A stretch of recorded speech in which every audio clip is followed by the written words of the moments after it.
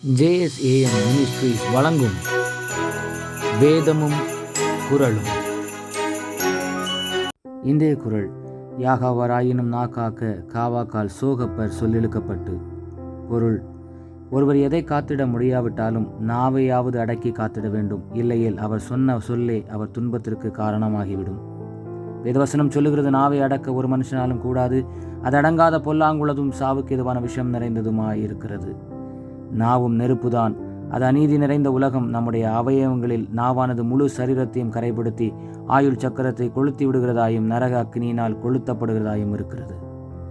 திருவசனம் சொல்லுகிறது, துதித்தலும் சபித்தலும் ஒரே வாயிலிருந்து புறப்படுகிறது. என் சகோதரரை எப்படி இருக்கலாகாது. நாவை நெருப்பை போல மற்றவர்களை அழிக்க பயன்படுத்தாமல் தீப்பொறி போல் மற்றவர்கள் நலம் காக்க பயன்படுத்துவோம். நாவை அடக்குவோம், நலமோடு வாழ்வோம். ஜெபம்: இரக்கமுள்ள தேவனே, என் நாவினால் பாவம் செய்யாதபடிக்கு எனக்கு கிருபை தாரும். நாவை அடக்கி நலமான வார்த்தைகளை உபயோகிக்க எனக்கு உதவி செய்யும். இன்று முதல் என் நாவு மற்றவர்களுடைய காயங்களை ஆற்றுவதற்கு பயன்படுவதாக. இயேசுவின் நாமத்தில் பிதாவே, ஆமேன். இந்த நாள் இனிய நாளாக அமைய வாழ்த்துக்கள். கர்த்தர் உங்களை ஆசீர்வதிப்பாராக. ஆமேன்.